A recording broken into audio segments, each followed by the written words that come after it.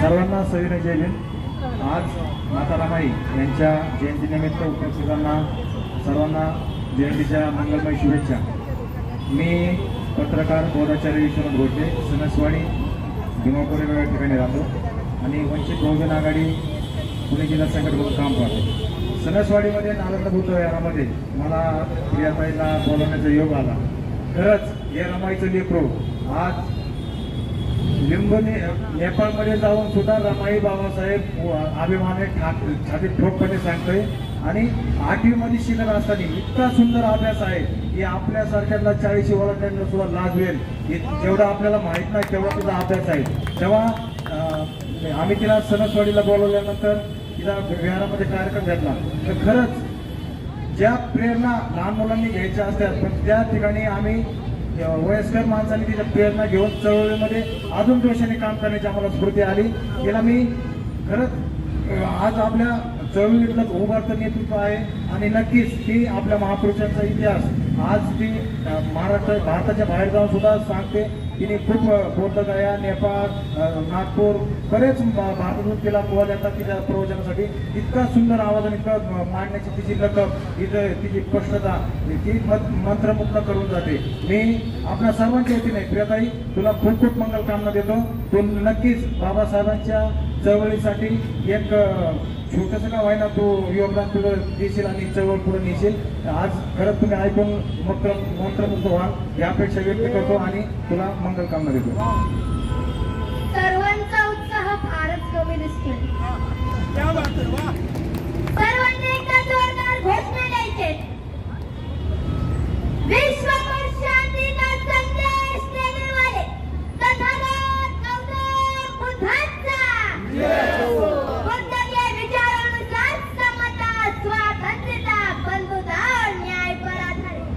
रहते का स्वराज्य निर्माण करने वाले छत्रपति शिवाजी महाराज की छत्रपति शिवाजी महाराज की महिला और बहुजनों के लिए पहली शाला शुरू करने वाले क्रांति सूर्य महात्मा ज्योतिराव फुले क्रांति सूर्य महात्मा ज्योतिराव फुलेंचा क्रांति सूर्य महात्मा ज्योतिराव फुलेंचा मनुस्मृति के 5000 सालों की गुलामी से समाज को मुक्त कर संविधान के माध्यम से हक एवं मानवाधिकार देने वाली विश्व रत्न बोधिसत्व महामानव डॉक्टर बाबासाहेब आंबेडकरांचा माता रमाईचा प्रथमतः माता रमाई यांच्या जयंती निमित्त आपल्या सर्वांना खूप खूप शुभेच्छा।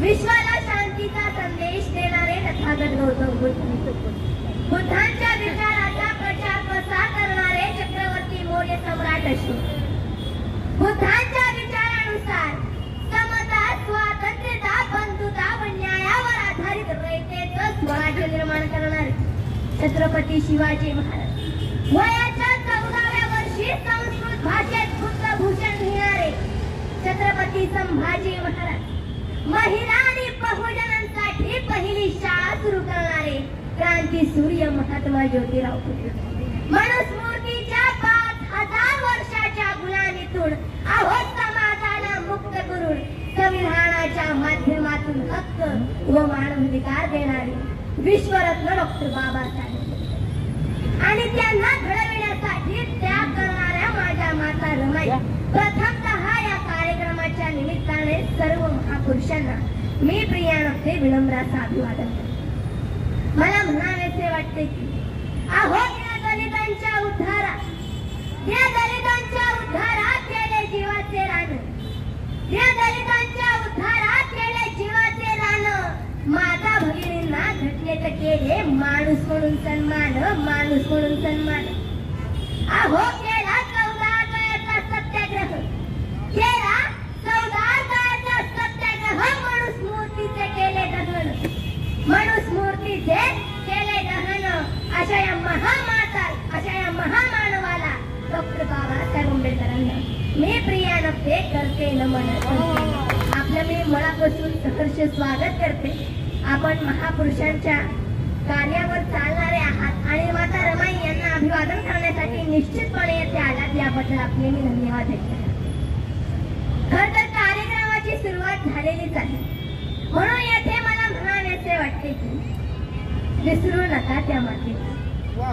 दादा, विसरू नका त्या मातेला, रमाई आंबेडकर म्हणतात. विसरू नका त्या मातेला, रमाई आंबेडकर म्हणतात. एक एक दिवस लोटत, अहो एक एक दिवस लोटत तोंडात पत्राचा बोळा धरून, एक एक दिवस लोटत तोंडात पत्राचा बोळा धरून, अहो पोटची पोरं गमवली, अहो पोटची पोरं गमवली तरीही राहिली धीर धरून. धन दौलत संपत्तीचा मोह नव्हता कधी तिला, अहो धन दौलत संपत्तीचा मोह नव्हता कधी तिला. विसरू नका त्या मातेला, रमाई आंबेडकर म्हणतात तिला, रमाई आंबेडकर म्हणतात. अंधार बाजूला साऱ्या, अहो अंधार बाजूला साऱ्या दिव्यागत जळत राहिली ती, अंधार बाजूला साऱ्या दिव्यागत जळत राहिली ती. समाजाचा उद्धारासाठी झुलून दिनरात घाम गाळत राहिली. अंधार बाजूला साऱ्या दिव्यागत जळत राहिली ती, समाजाच्या उद्धारासाठी झुलून दिनरात घाम गाळत राहिली. लेकरास काही याचा नवाचा निळा, अहो विसरू नका त्या मातेला, रमाई आंबेडकर म्हणतात. विसरू नका त्या मातेला, रमाई आंबेडकर म्हणतात. डॉक्टर बाबासाहेब आंबेडकर यांच्या पत्नी माता रमाई म्हणजे समस्त भारतीयांच्या माऊ, चराचरावर प्रेम करणाऱ्या माय म्हणजे तुझ्यावरची साय. अशा माता रमाईंचं कार्य हे महिलांना समजून घेणं गरजेचं आहे. महिलांनाच नाही तर त्यांचा त्यागाचा ठेवा समाजाला समजून घेणं गरजेचं आहे. समाजाने आपल्या माता रमाईचा आदर्श घेणं गरजेचं आहे. खरं तर डॉक्टर बाबासाहेब आंबेडकर यांच्या कार्याप्रती जर माता रमाईने आपलं जीवन समर्पित केलं नसतं तर बाबासाहेबांना शून्यातून जग निर्माण करता आलं नसतं. म्हणून पुढे मला म्हणावेसे वाटते की, म्हणून पुढे मला म्हणावेसे वाटते की दुःख बाजूला साऱ्या, अहो दुःख बाजूला साऱ्या दिव्यागत जळत राहिली होती माझी रमाई.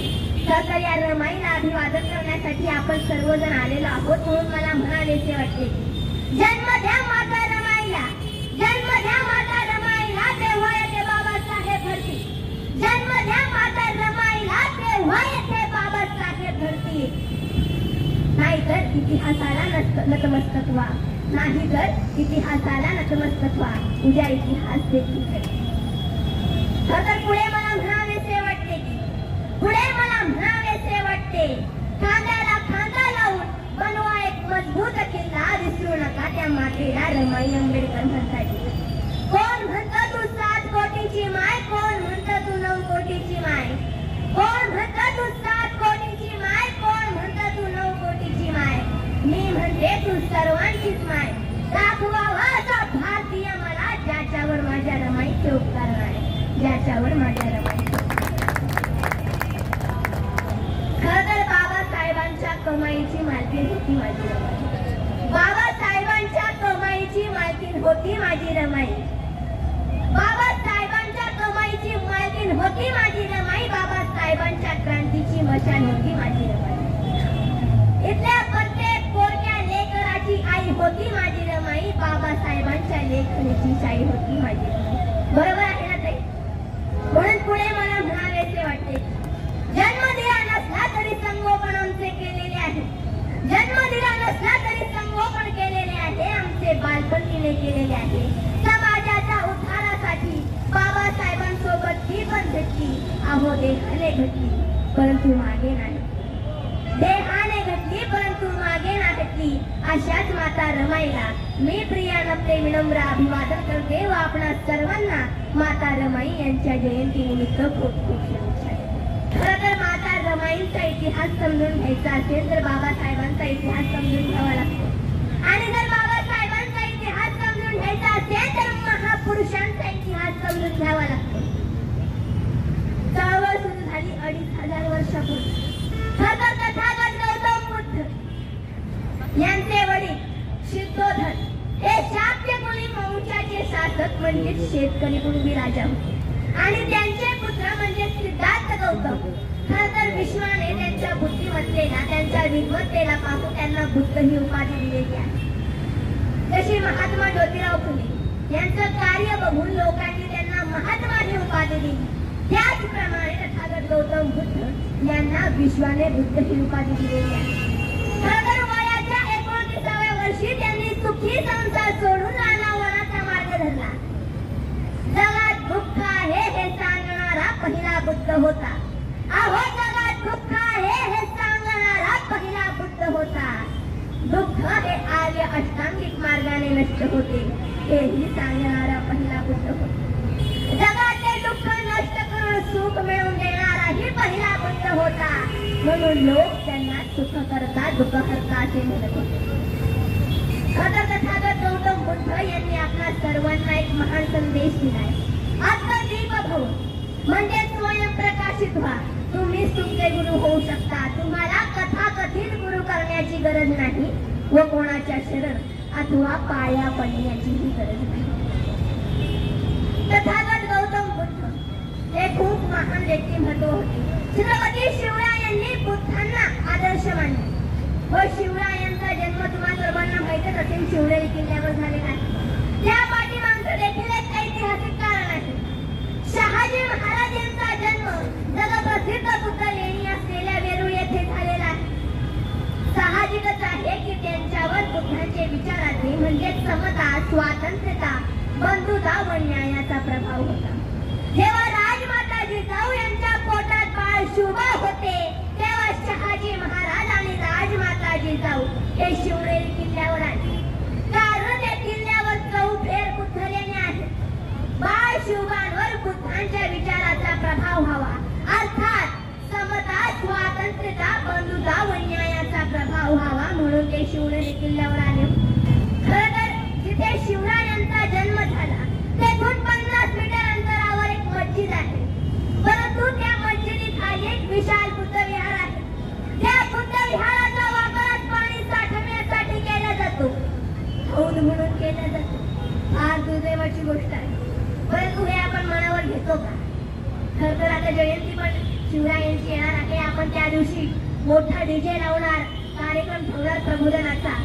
काही लोक नाचणारी मंडळी बोलवतात, शिवरायांचा अपमान करतात. परंतु शिवरायांचा जन्म शिवनेरी किल्ल्यावर झाला. तेथील बुद्ध विहारांची, तेथील बुद्ध लेण्यांची हालत काय झाली याचा विचार आपण करतो का? खरं तर या कार्यक्रमाच्या निमित्ताने मी आपल्या सर्वांना सांगू इच्छिते. 6 जून 1674 ला शिवरायांचा राज्याभिषेक झाला. खरं तर त्यांच्या राज्याभिषेकाला पुण्यातील ब्राह्मणांनी शूद्र म्हणून अपमानित केले होते. त्यांचा राज्याभिषेक नाकारला होता तर शिवरायांचे काही सहकारी गागा भट्टाकडे गेले म्हणजेच काशीला गेले आणि त्यांनी काशीच्या गागा भट्टाला छत्रपती शिवाजी महाराज आणि बुद्धांचा इतिहास समजून सांगितला.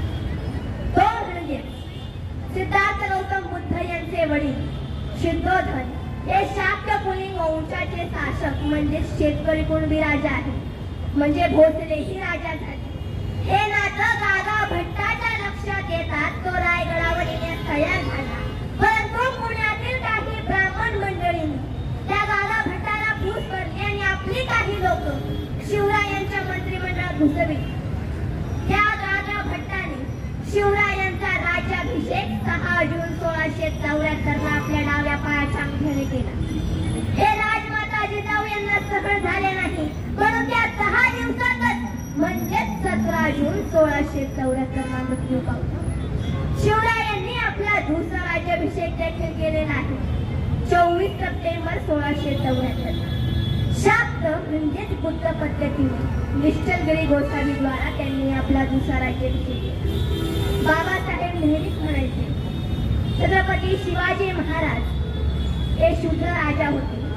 कारण त्यांच्या राज्याभिषेकावेळी मनुवाद्यांनी त्यांना क्षुद्र म्हणून अपमानित केले आणि त्यांचा मृत्यू 3 एप्रिल रोजी मोरोपंत पिंगळे याने त्यांना दुधात विष देऊन त्यांचा विश्वासघात केला.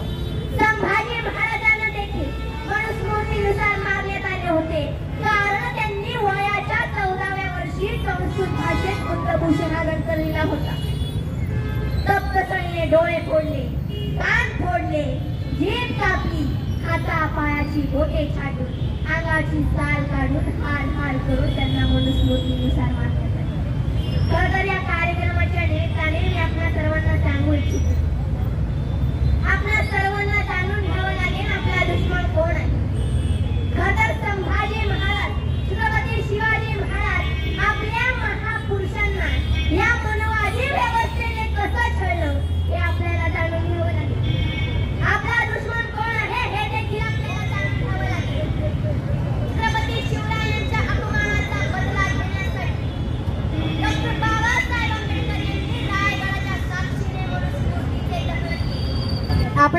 सर्वांना सांगत असताना मला आपणा सर्वांना सांगावेसे वाटते की डॉक्टर बाबासाहेब आंबेडकर नेहमीच म्हणायचे, मला संविधान लिहिताना जास्त विचार करावा लागला नाही, कारण आदर्श छत्रपती शिवाजी महाराज, संभाजी महाराज, बुद्धांचे जीवन कार्य व विचार माझ्या डोळ्यासमोर होते. खरतर बाबासाहेबांचे कार्य सांगत असताना मला म्हणावेसे वाटते की doctor Babasaheb Ambedkar has a very indigenous personality who abhorred for society, give justice for the Dalit community and satyagraha mat did taste like water. Dr. Babasaheb Ambedkar who slaughters for women, give justice for women in constitution. महिलांना घटनेत न्याय मिळवून देणारे असे आधुनिक भारताचे शिल्पकार doctor Babasaheb Ambedkar. परंतु त्यांच्या पाठीमागे ज्यांचा हात होता त्या माता रमाई.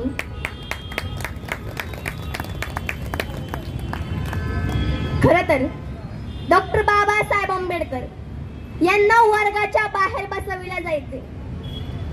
अस्पृश्यतेत त्यांचा जन्म झाला ही त्यांची चुकी होती का? कारण वर्णव्यवस्था, या वर्णव्यवस्थेमुळे त्यांना वर्गाच्या बाहेर बसून देखील ते वर्गातील सर्व विद्यार्थ्यांमध्ये बुद्धिमत्तेत व शिक्षणात अव्वल होते. When King Sayajirao Gaikwad came knows about indigenous and sent Dr. Babasaheb Ambedkar to higher education in Columbia University. त्यांची कीर्ती जेव्हा बडोद्याचे राजा सयाजीराव गायकवाड यांना कळाली, त्यांनी डॉक्टर बाबासाहेब आंबेडकर यांना उच्च शिक्षणासाठी कोलंबिया विद्यापीठात पाठविले आणि शिक्षणाचा संपूर्ण खर्च देखील केला. डॉक्टर बाबासाहेब आंबेडकर हे फार ग्रेट व्यक्तिमत्व आहे. खर तर जागतिक शतकात डॉक्टर बाबासाहेब आंबेडकर यांच्यासारखं ग्रेट व्यक्तिमत्व आतापर्यंत तयार झालेलं नाही. डॉक्टर बाबासाहेब आंबेडकर यांनी महात्मा ज्योतिराव फुले यांना आदर्श मानले. खर तर मैंने आप सबको बताया ही था कि छत्रपति शिवाजी महाराज ने अपना दूसरा राज्याभिषेक 24 सितंबर 1674 को किया है. महात्मा ज्योतिराव फुले ने छत्रपति शिवाजी महाराज को आदर्श माना और 24 सितंबर को विषमतावादी धर्म त्याग कर सत्यशोधक समाज की स्थापना की. 23 सितंबर 1917 को जब बड़ौदा में कुछ मनुवादी लोगों ने डॉक्टर बाबा साहब अम्बेडकर के आत्माभिमान को ललकारा, तो डॉक्टर बाबा साहब अम्बेडकर ने एक पास के ही बगीचे में एक पेड़ के नीचे उदास रात बिताई. उन्होंने सोचा कि मेरे जैसे विदेश से आए हुए शिक्षित के साथ ये मनुवादी लोग ऐसा व्यवहार करते होंगे तो मेरे समाज के अशिक्षित गरीब लोगों के साथ कैसा व्यवहार करते होंगे. तो उस पेड़ के नीचे बड़ौदा में डॉक्टर बाबा साहब अम्बेडकर ने संकल्प किया कि मैं मेरा पूरा जीवन इस उपेक्षित समुदाय का जीवन बेहतर बनाने में लगाऊंगा. मैं उन्हें हक और मानवाधिकार दिलाऊंगा जो उन्होंने हमें संविधान के माध्यम से दिलाए हैं. जिस धर्म का आधार वर्ण भेद व्यवस्था है उस धर्म को त्याग कर, यानी विषमतावादी धर्म को त्याग कर डॉक्टर बाबा साहब अम्बेडकर ने मानवतावादी बुद्ध धर्म स्वीकारा. और जब डॉक्टर बाबा साहब अम्बेडकर ने मानवतावादी बुद्ध धर्म स्वीकारा तो बाबा साहब कहते थे कि मैं भारत को फिर से बुद्धमय बनाऊंगा.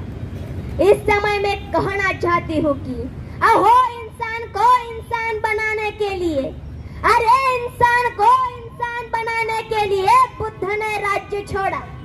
इंसान को इंसान बनाने के लिए बुद्ध ने राज्य छोड़ा. सम्राट अशोक ने युद्ध छोड़ा, फुले ने घर छोड़ा और मेरे डॉक्टर बाबा साहब अम्बेडकर ने धर्म छोड़ा, धर्म छोड़ा. मैं आप सबको बताना चाहती हूँ कि 1 नवंबर 2022 को मैं अजंता गुफाएं देखने गई थी. वहाँ के बुद्ध शिल्प तथा चित्र देखकर मैंने संकल्प किया कि मैं मेरा पूरा जीवन भारत को ही नहीं तो मैं विश्व को बुद्धमय बनाऊंगी. और आज माता रमाई इनके जन्मदिन के अवसर पर, जयंती के अवसर पर आप सबने भी संकल्प लेना चाहिए कि मैं भारत को ही नहीं तो पूरे विश्व को बुद्धमय बनाऊंगा.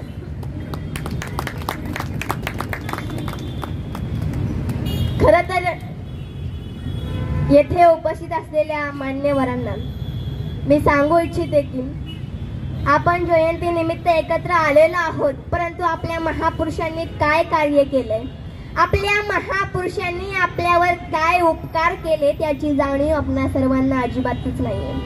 या ठिकाणी मला म्हणावेसे वाटते की रमाई होती भीमाची माझ्या, रमाई होती भीमाची माझ्या काळजाचा तो तुकडा, रमाई होती भीमाची माझ्या काळजाचा तो तुकडा. किती शोभून दिसते रमाती भीमा संग रमाईचा तो मुखडा, रमाई होती भीमाची माझ्या काळजाचा तो तुकडा. किती शोभून दिसतय भीमा संग माझ्या रमाईचा तो मुखडा. सोन्यानं मडवून घडवून दिलं ते घरदार, आहो सोन्यानं मडवून घडवून दिलं ते घरदार. नाही फिटता फिटणार माझ्या रमाईचे उपकार, नाही फिटता फिटणार माझ्या रमाईचे उपकार.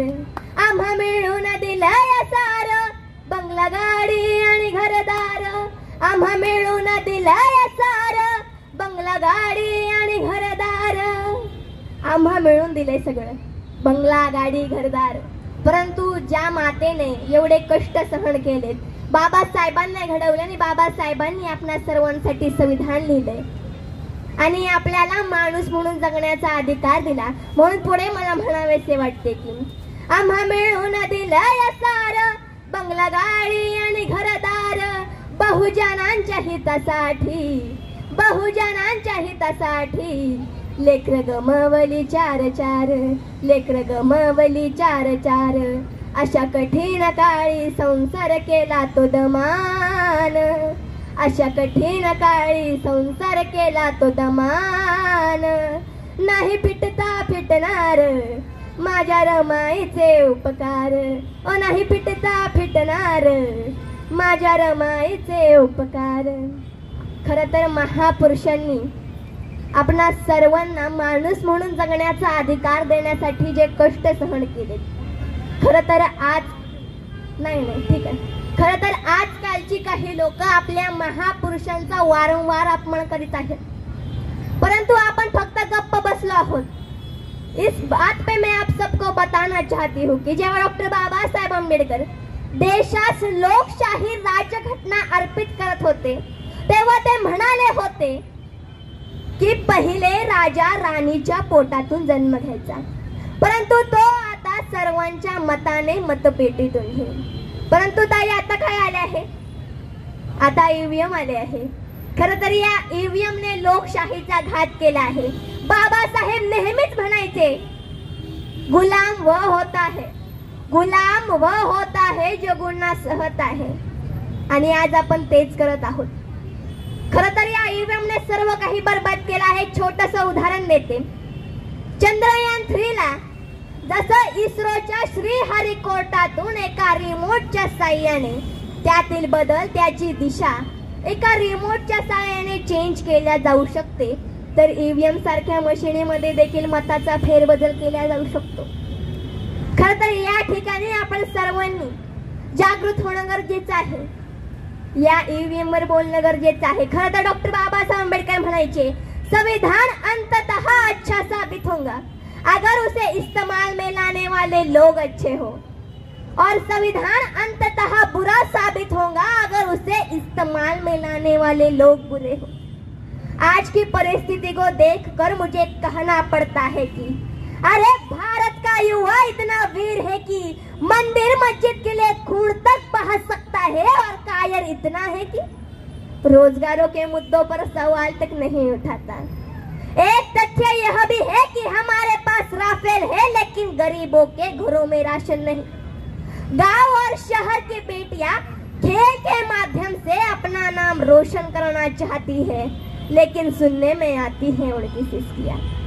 अरे मणिपुर की घटना को देखा जाए तो, अरे मणिपुर की घटना को देखा जाए तो मुझे दुखद शब्दों में कहना पड़ता है कि दुनिया में भारत ऐसा अकेला देश है जिस देश पर मिट्टी की बनी हुई औरत को कपड़े पहनाकर देवी कहा जाता है, नमन किया जाता है, और जिंदा औरत को निवृत्त कर सड़कों पर घुमाया जाता है.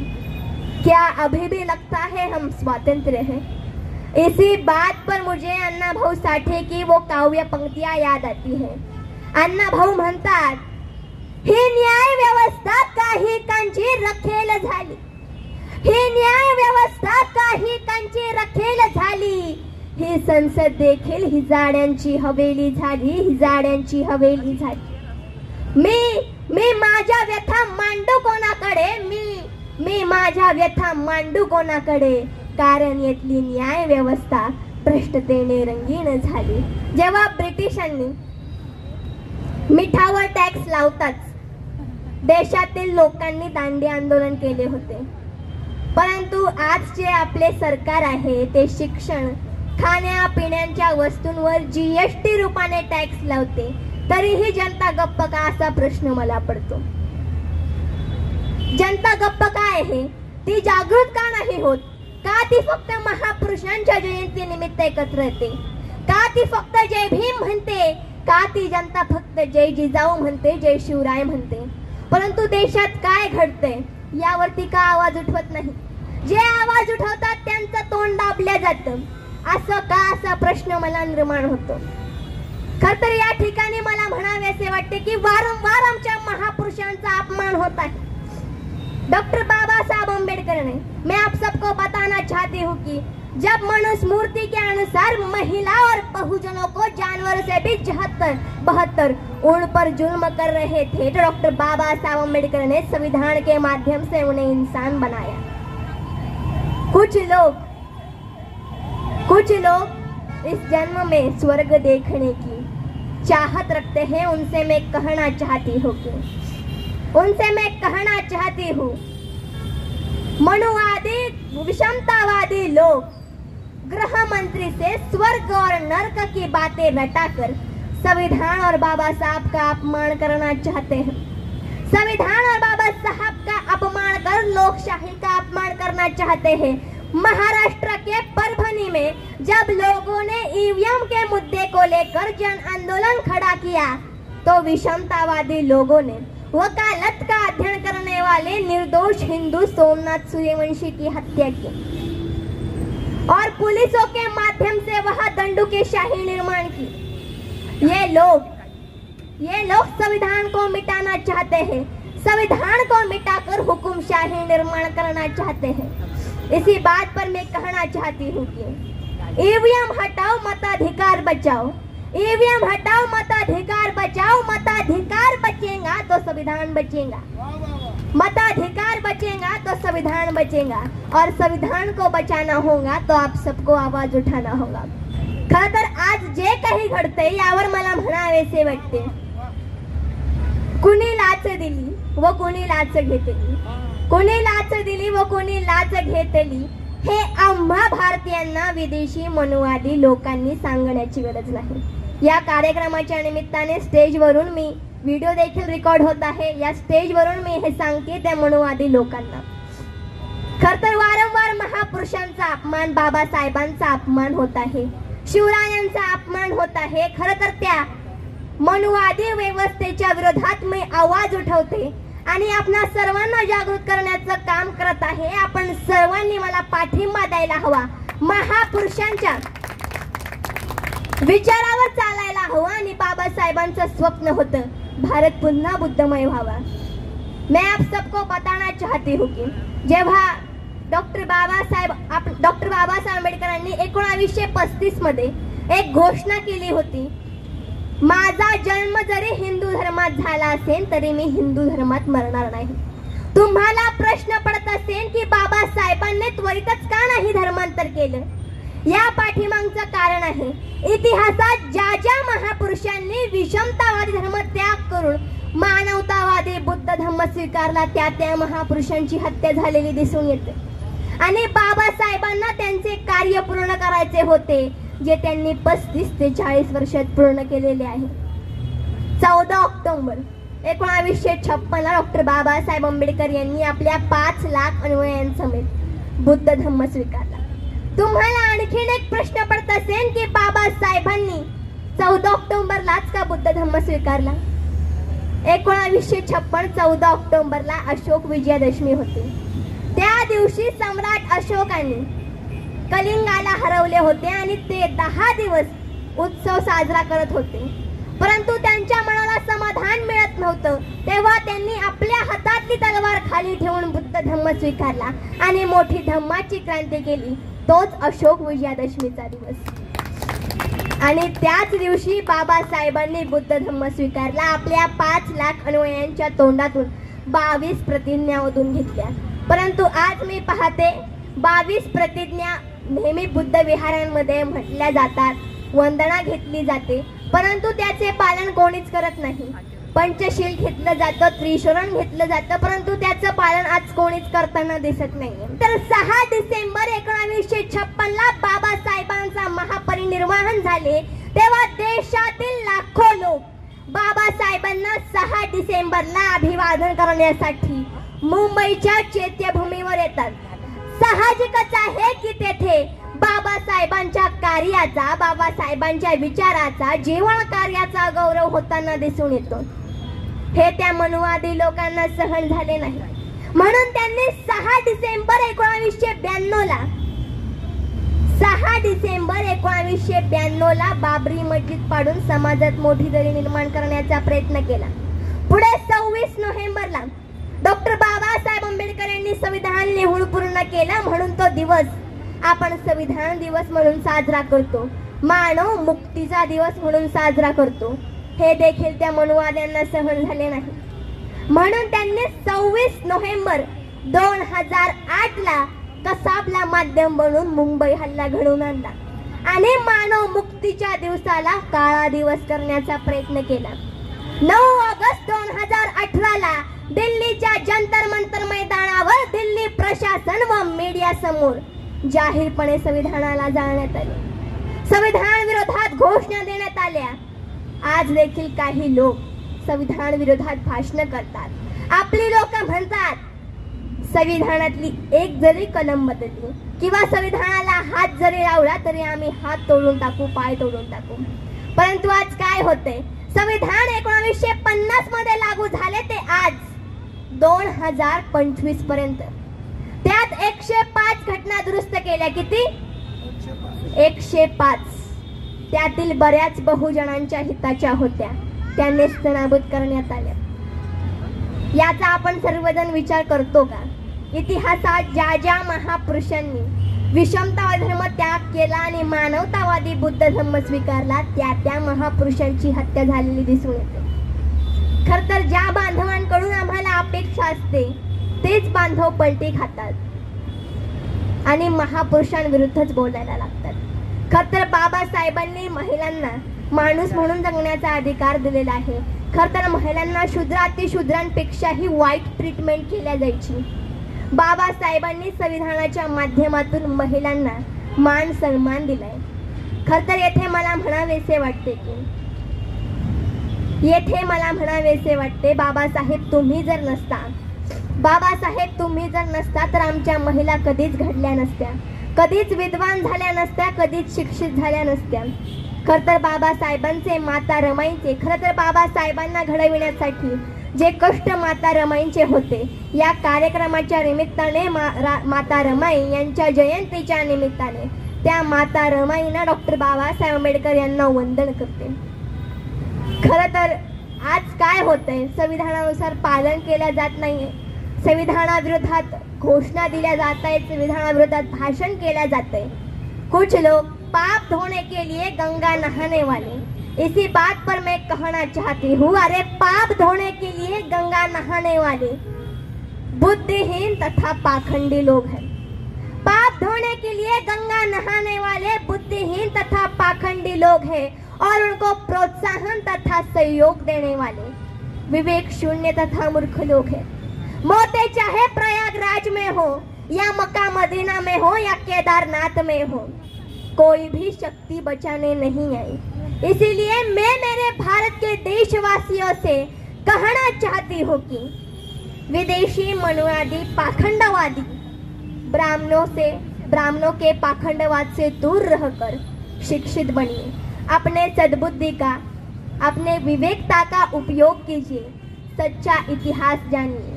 हमारे दुश्मन कौन है वो जानिए. खर तर ओशो कहते थे कि गंगा में नहाने वाले पाप धोने वाले किससे बेवकूफ बना रहे हो, गंगा को, खुद को या दुनिया को?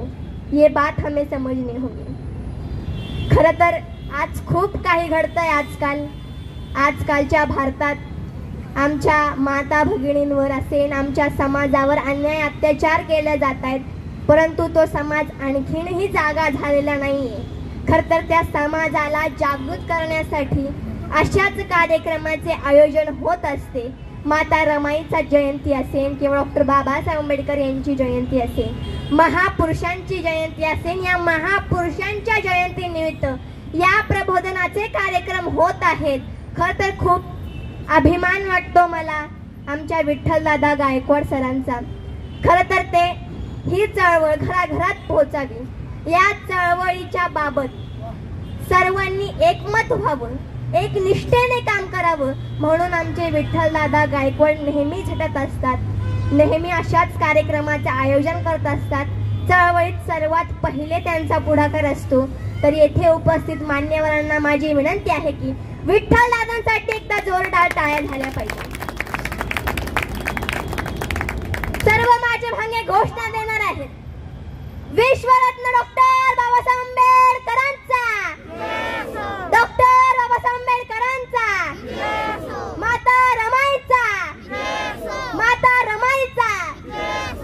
खरं तर या कार्यक्रमाच्या निमित्ताने एक कविता सादर करू इच्छिते।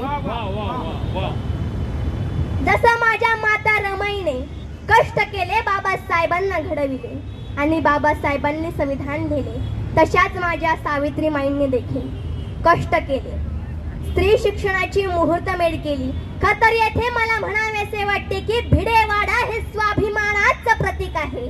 अहो, भिडेवाडा हे स्वाभिमानाचं प्रतीक आहे, परंतु त्या समोर बांधलेले दगडूशेठ गणपतीचं मंदिर हे तुम्हा मला गुलाम बनविण्याचं जाळ आहे। म्हणून मला म्हणावेसे वाटते की भिडेवाडा खुणवतोय, भिडेवाडा खुणवतोय। अहो, दगडूशेठला हात जोडले की, दगडूशेठला हात जोडले की भिडेवाड्याला पाठ होते, दगडूशेठला हात जोडले की भिडेवाड्याला पाठ होते। गाजलेल्या होत्या ओळी पण, गाजलेल्या होत्या ओळी पण त्यावरी सवाल साठ होते, सवाल साठ होते। अहो, पाहुणी दुरावस्था भिडेवाड्याची, पाहुणी दुरावस्था भिडेवाड्याची, तेव्हा संतापाची लाट होते। अहो, पाहुणी दुरावस्था भिडेवाड्याची, तेव्हा संतापाची लाट होते। स्त्री शिक्षणाची येथूनच ग एक एक गाठ होते, एक एक गाठ होते। दगडूशेठला हात जोडले की भिडेवाड्याला पाठ होते।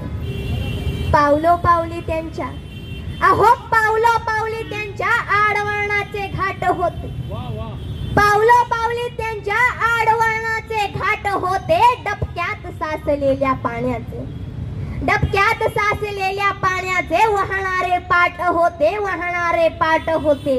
विरोधाच्या अंधारातून मग एक प्रकाशमय वाट होते आणि खांद्याला खांदा लावणी आज मान समाजात ताट होते, मान समाजात ताट होते।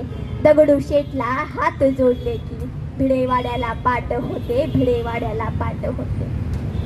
खरं तर 1 जानेवारी 1848 रोजी पुण्यात भिडेवाड्यात महात्मा ज्योतिराव फुले व सावित्रीबाई फुले यांनी पहिली स्त्री शिक्षणासाठी शाळा सुरू केली। खरं तर आपल्या सर्वांना प्रश्न पडत असेल की महात्मा ज्योतिराव फुले यांनी 1 जानेवारीलाच का शाळा सुरू केली? ते 3 जानेवारीलाही करू शकत होते, पण या पाठीमागचे एक ऐतिहासिक कारण म्हणजे त्यांनी 1 जानेवारी 1818च्या म्हणजेच भीमा कोरेगाव योद्ध्यांना मानवंदना म्हणून 1 जानेवारी 1848 रोजी पुण्यात भिडेवाड्यात पहिली मुलींची शाळा सुरू केली। खरं तर येथे मला म्हणावेसे वाटते की भीमजी ने हमें बलवान बना डाला, भीमजी ने हमें बलवान बना डाला, हटा न पाए वो चट्टान बना डाला। अरे मेरे भीम जी के संविधान का करिश्मा तो देखो, अरे मेरे भीम जी के संविधान का करिश्मा तो देखो यारो। जिन महिलाओं को अछूत कहा जाता था उन्हें राष्ट्रपति और प्रधानमंत्री बना डाला, राष्ट्रपति प्रधानमंत्री बना डाला।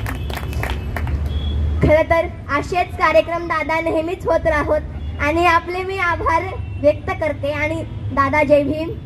आपण या कार्यक्रमासाठी आवर्जून उपस्थित राहिला त्याबद्दल धन्यवाद व्यक्त करते. आणि पुन्हा एकदा मी आपणा सर्वांना विनंती करते की दादांसाठी जोरदार टाळ्या झाल्याच पाहिजे. खरंच दादांचं जेवढं कौतुक करावं तेवढं कमी आहे. खरं तर मी बोलले काय, खरं तर दादांनी एवढा मोठा कार्यक्रमाचे आयोजन केलेले आहे. 7 दिवसापासून मला माहिती मिळाली. कार्यक्रम सतत चालू आहे. महापुरुषांच्या विचाराचं आदान प्रदान होत आहे. खरं तर फार अभिमानाची गोष्ट आहे. आणि या पुतळ्यासाठी देखील, माता रमाईंच्या पुतळ्यासाठी देखील दादांचं सहकार्य होतं. दादांसाठी मी म्हणते जोरातच टाळ्या वाजल्या पाहिजे. विश्व को शांति का संदेश देने वाले तथागत गौतम बुद्धांचा छत्रपती शिवाजी महाराज की, महात्मा ज्योतिराव फुल्यांचा, त्यागमूर्ती माता रमाईचा, डॉक्टर बाबासाहेब आंबेडकरांचा, डॉक्टर